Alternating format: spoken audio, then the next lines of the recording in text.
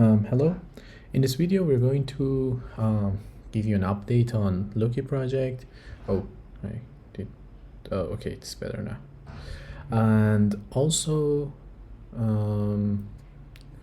give you some roadmap of what we're going to do for this project and what are the refactorings and rewritings will be about.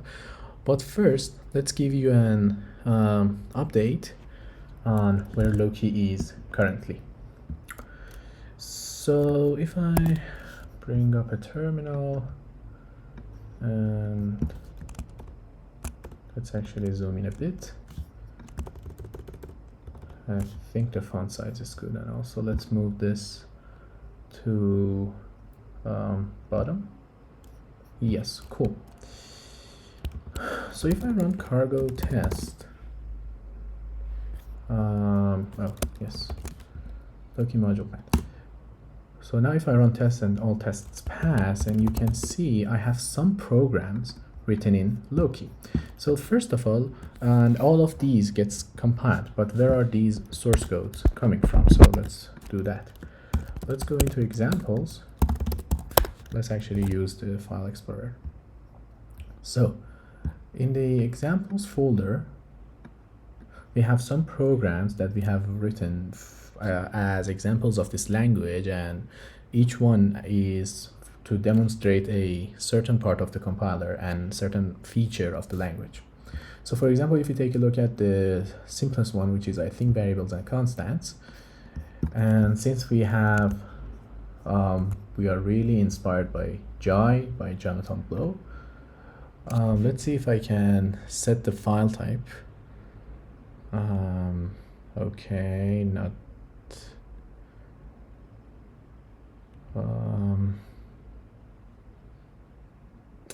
weird. Can we set file type like this?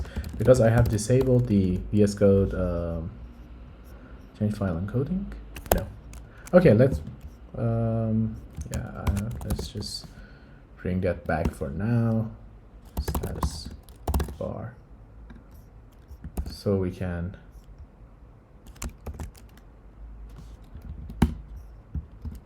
status bar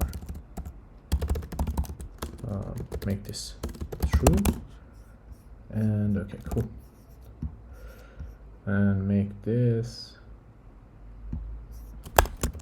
so language. Oh yes, language mode, that's the thing. Let's get rid of this again since I don't need this anymore. I disable most UI elements in VS Code to make it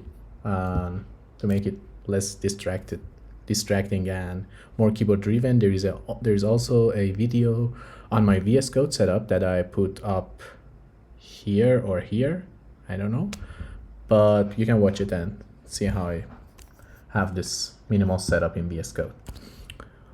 So this is variables and constants in Loki, and as you can see, we are doing good and compiling this program correctly.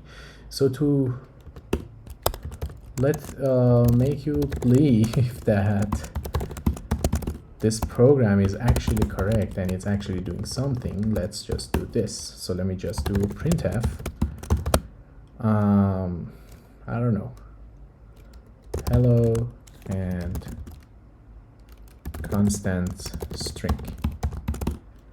So now if I do cargo test again, and we need to specify this Loki module path, which is because we need to, this variable, this environment variable, it's like go path.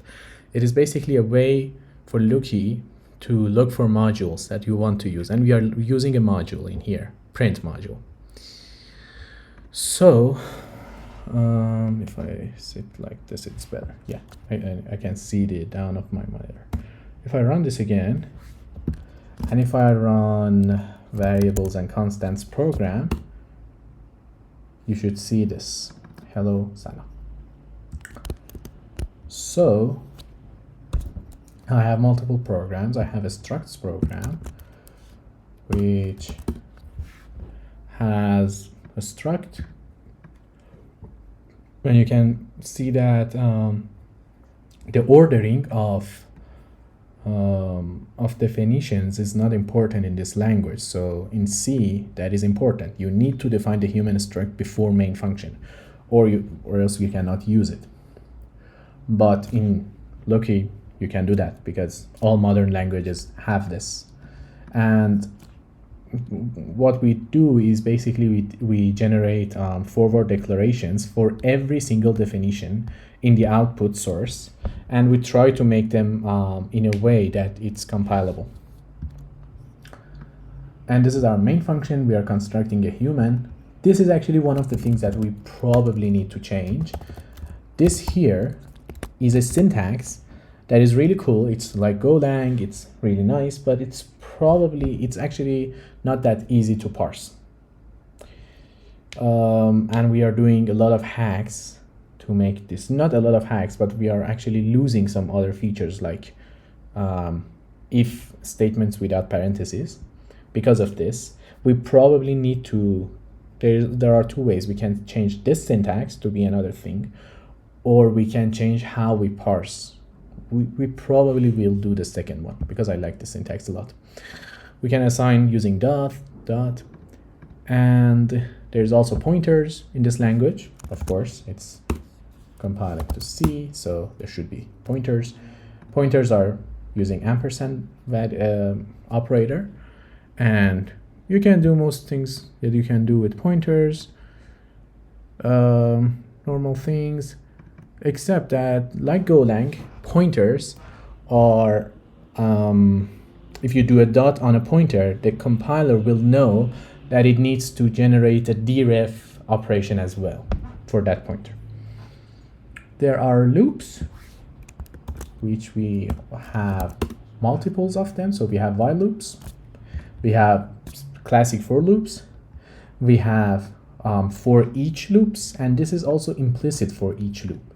So these two are exactly the same in the output, except this will also generate an implicit variable for you called it with the correct type. So for example, in this scenario, it will become uint, and it will print, and it will use that. So in loops that you just want to iterate over something, you can just say it for something it. The reason we need these parentheses is because of this syntax. There is an ambiguity in the compiler, but I'm trying to fix it in this refactoring that we are going to do. You can also loop through, have on an array of structs. This is simple, nothing fancy. You can loop over a string and see each character. So actually, let's see the loops program. So if I do loops, loops out, yes, and you see all of these getting printed correctly. So for C syntax, for each with implicit iterator, and everything is okay. Cool.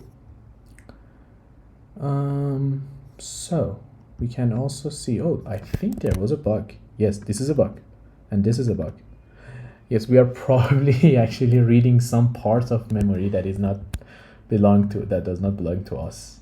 It's probably because the last thing we should see is 4, but we are seeing something else as well.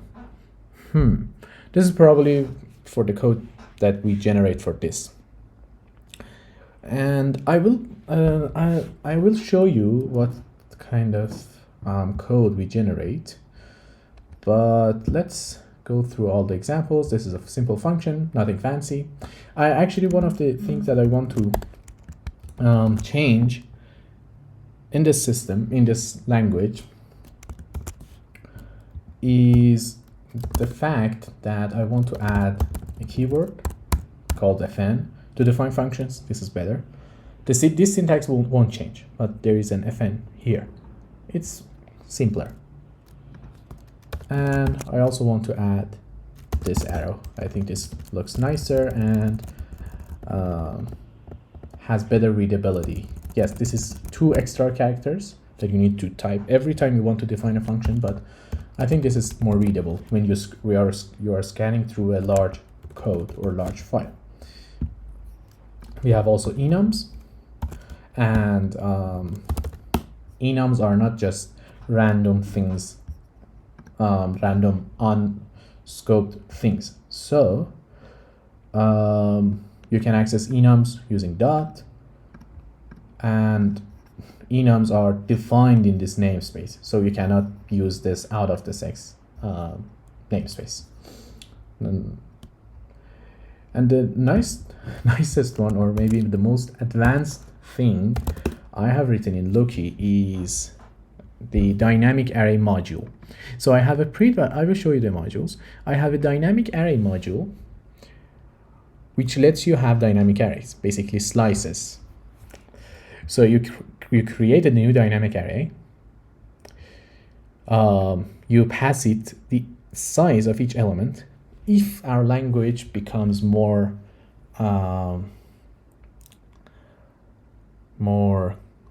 complete, we should probably have a better way of saying this, maybe through generics. I don't know, but for now this is actually a simple one, using a simplest language constructs. So we are passing, okay, I want a dynamic array, and size of each element will become is size of a human. And then we create a human, we add to that dynamic array. We don't support methods or anything like that for now, but we probably add them as a syntactic sugar. So basically meaning that you can do something like array dot dynamic array add and pass this. And what compiler will generate for what compiler will read is a function called this, and will pass the first thing you have typed, or the first node, as the first argument. Just the syntactic sugar. So there is no object oriented or these kind of things in here for now. And then we can print, and we also get one of the, so you can see the capacity of the array, you can see the count of the elements that are already in the array, and finally you can get an index from that array. So you see we don't have any operator overloading or anything. This is not C++. This is a simple language that we are trying to create. Maybe we implement a dynamic array actually in the compiler. So we have a basic implementation like a template, and every time you construct a dynamic array in your source code, we will paste the implementation for that specific type. I don't know about this, but we can think about this. But for now, it was just to build a basic compiler. When this dynamic array get will give us a pointer to that element we asked for, and then we are, since we don't have any generics or anything, we are casting it. This is the cast syntax, casting it to a pointer to a human struct, and then we can dereference it. I don't know why we are not using this syntax. I don't know. We can actually test that to see if this works or not. And we also need this. Oh yeah, failed because, oh, we have changed this to be something that is not implemented yet. So let's fix this, run this again. Okay, cool. Now if I run dynamic array program, yes, we get a segmentation fault. So there is something wrong with this compiler. There are many things wrong with this compiler. So what if I do this? Will you work? Okay. This is weird. I remember that this was working. Yes, the bug is something else. I don't know where the bug is, but we will find it. I'm sure on one of the commits that was actually working. Let's actually check that. I know I have a commit that said dynamic array is working. let's see. Let's see. Fix dynamic array module cast. I don't know when did I broke it. So this is one of the things that in the test suite, this is one of the things that we need to add for our test suite, which is this. So this cargo test every time runs some unit test and also compiles all of these files. One of the things that we need to add is to actually run the file and see if we can reach the exit status of that program. Yes, so when we compile it, we need to have that. Okay, one of the other things, yes, okay. So these are many examples we have and we can go through, and I have also implemented first two Euler problems with this language, and they work. Okay. Yes, this is the first one, and this is the second one. And you can check the answers, of course, but I think they are correct as far as I remember. There's the arrays program. So basically, okay, I think these are wrong as well. So these are problems that we have. Okay. So this is an update on the compiler. So you see we have basic things working. There are bugs, of course, but that's how software goes. That's how software is created. We create bugs and then we fix them, and then we have a software. So the first things that I want to do is to refactor front-end parts of the compiler. So the Lexer of this compiler is a stateful one. All Lexers are stateful, but we don't really need to store the state like this, to have the state like this. This is just wrong, or not wrong, but overkill and over-engineered. Because, so you see, every time we start, we check the state first. If we are in the start state, we do this, and for example, let's see, yes. For example, for these, we just check, oh, we saw a left angle bracket. We change the state, we reiterate through the given string, and in the second iteration, what we actually do is we say, okay, so left angle bracket. So if it's equals the current character, do this. If it is less than, do this. And this is actually overkill, because this Lexer is written for a not a simple syntax.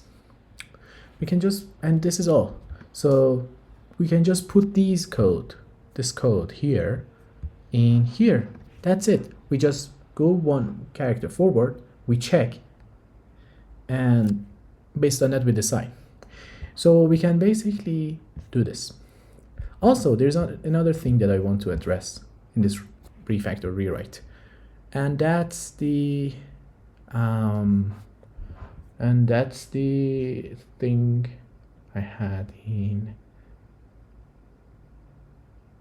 oh yeah, that's this number that we store. We don't need this. This is I basically want to get rid of this enum completely. And what I do about this, I just put it in the tokenizer. So in here, I have a cursor and I have a peak cursor, which is going to be a usize. And what it does is that actually I increment this to check, and when I reach a token, so it's like I have two cursors like this, and they are sync. When I reach a certain point, so for example in a string literal, I reach a double quote, so I stop one of them. So for example, I stop this, and I just move this to the end of the string. Okay, my camera is doing some weird stuff, so let me okay, so then I have this string and I can extract it. So let me just add pick cursor is 0. Okay, I will add this and remove this state and put all the codes we have for states right here.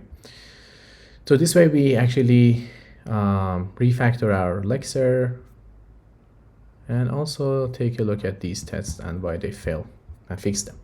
So this is about how I want to refactor the Lexer. And for the parser, we have a parser that implements most of the syntax I wanted in my head. There are some things. So for the way I implemented this expression, so you know parsing expressions is probably the hardest thing to parse, because expressions are context-free, they are recursive, and most of the times there is no keyword or anything that will tell you, okay, this is this kind of expression. That's not how it works. And there are infix expressions, so 2 plus 3 is actually important because you need to read the 2, hold it somewhere, read the plus, and know, oh, okay, I'm parsing a plus. And the precedence of these operations are also important. So one of the things that that is one of the solutions to implement such expression parser is to define the non-terminal thing in your grammar for each operation precedence. So you see, I start with an or, then I create an and. So I expect an or.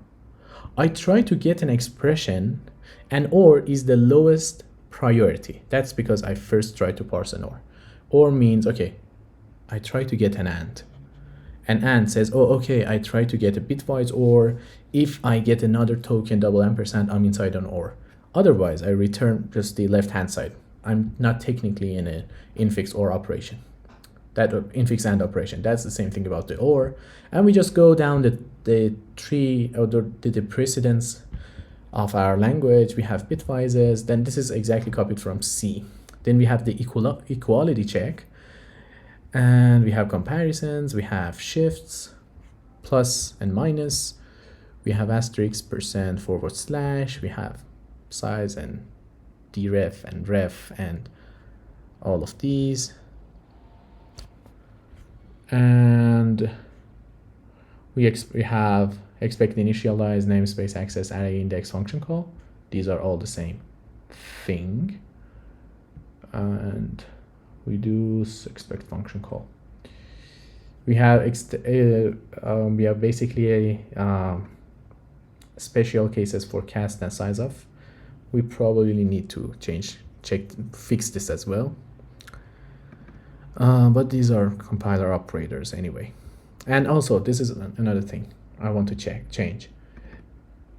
This way, I'm basically relying on the target language, which is C for now, for the casting. Same thing about size of. But I want to do this in my compiler, my own code. Rely less on C. And all of these expressions. It's a rather large file. What I want to build is probably using this, prat parsing, which is a way of parsing. Let me just enable this, which is a way of parsing expressions. So let me just talk about something. The core part of any expression parsing is, first of all, you need something like a stack, some way of having a stack. And I am having in a stack using function calls. So this is one of the tricks. So having function calls are stacks because you have a function, you call a function on top of it. So you have a stack of function calls. And this is how I create my stack. So parsing an expression needs to have, you need to have a stack, and you need to have the precedence somehow. And I'm doing this precedence by the function calls. So this algorithm is actually simpler and requires less code. I have written one with this, and it was really cool. And the way it handles this, it's using some especially this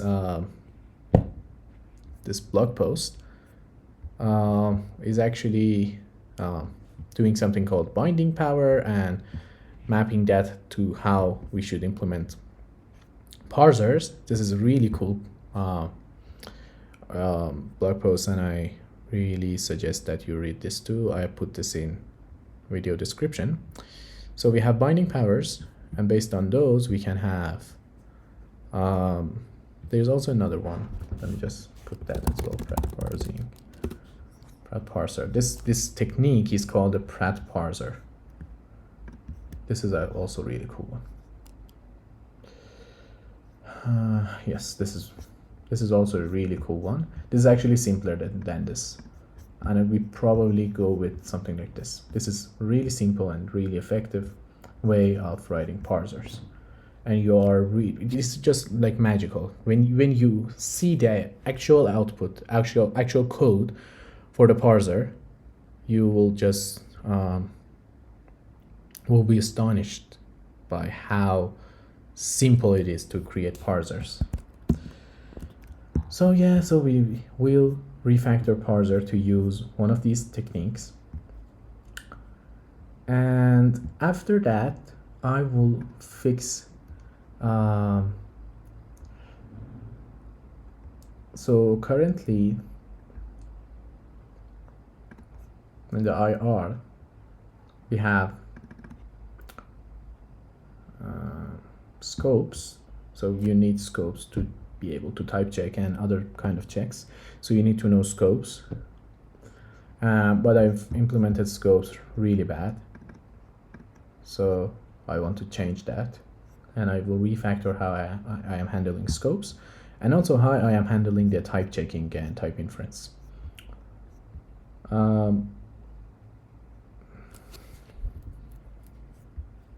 Yeah, that is it.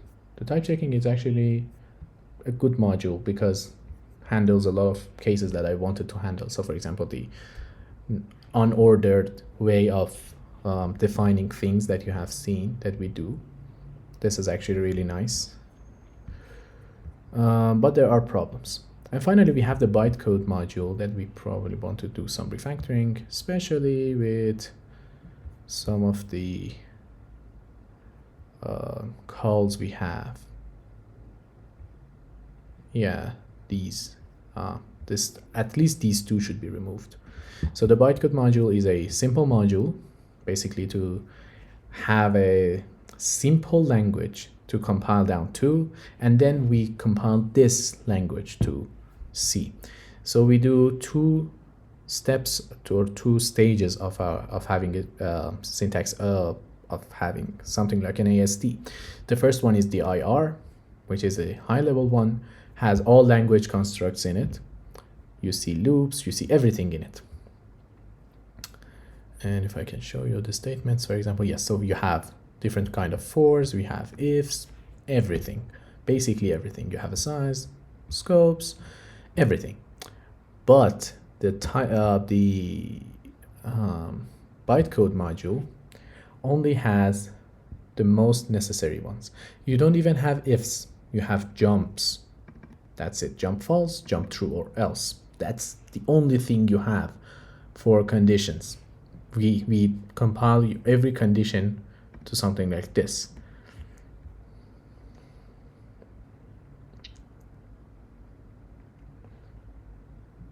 And the reason these are strings is I think these are node IDs, something like this, I think. And then we have the expressions as well, and array index expression, namespace access expression. And we probably will remove these as well to make this simpler language. And we have a module which is just a vector of instructions.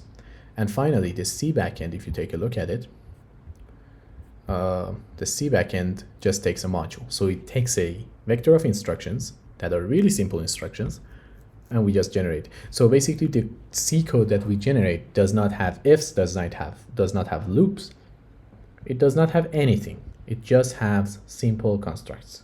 Like it uses gotos, functions, structs. That's it.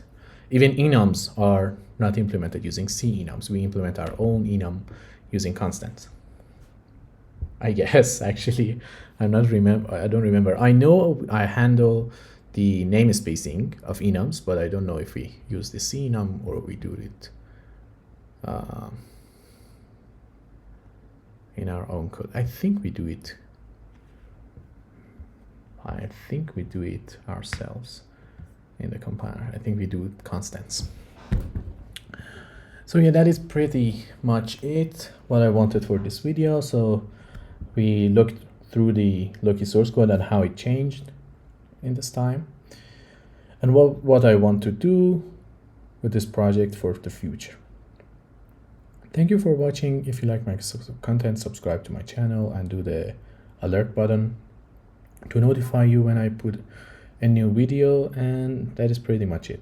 Thanks for watching, and until the next video, goodbye.